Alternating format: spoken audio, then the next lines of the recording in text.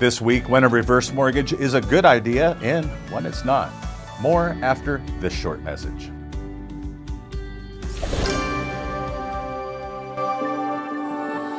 Building relationships is the way Mutual of Omaha has grown into one of the leading financial services companies in the world.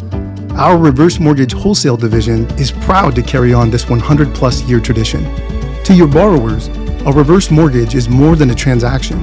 It's a promise of a better, more stress-free life. Our goal is to provide you, our valued client, with the best service and support possible so you can focus on helping your borrowers achieve the retirement of their dreams.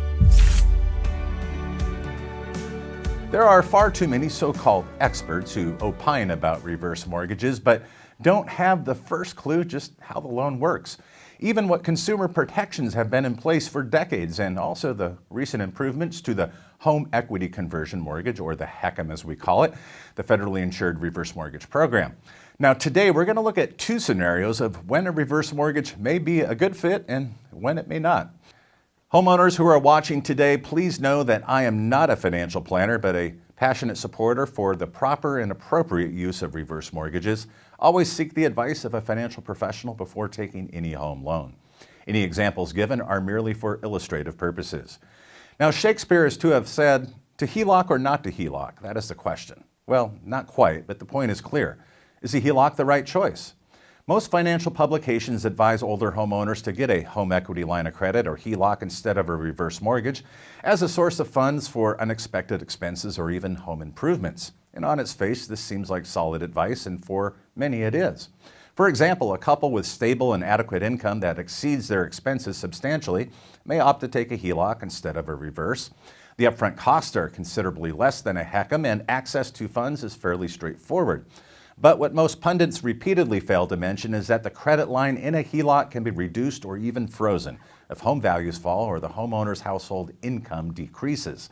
Nevertheless, HELOCs have mandatory monthly payments, unlike a reverse mortgage, which typically only require interest-only payments during the draw period for about 5 or 10 years.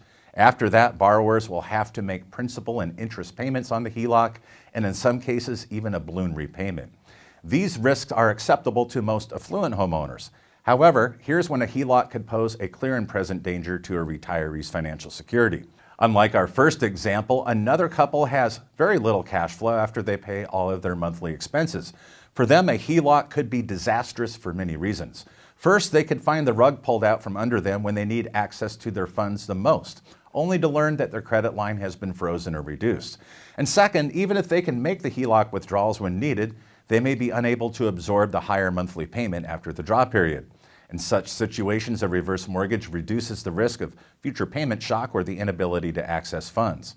Before we continue, I want to thank you for liking and sharing these videos. It really helps our channel. Please consider subscribing to our YouTube channel and visit HECMworld.com for all the latest reverse mortgage commentary and analysis. The next scenario is purchasing a home. Older home buyers typically use the profit from the sale of their previous house to contribute to the down payment of a new property. That's what we've done for decades. And while this does help to reduce any future mortgage payment or to have none, there are significant disadvantages which should be considered. First, this strategy ties up any accumulated equity into the bricks and mortar of their new home, which they may or may not be able to access in the future when it's needed. The risk is that lending standards could be tighter in the future, or the homeowner's finances could take a change for the worse. And second, it places the burden of a monthly mortgage payment, typically for 30 years if you are getting a small mortgage after the down payment, on any homeowner who's typically in their 60s and 70s. Who wants to make a mortgage payment until they're 95 or 100? Not many.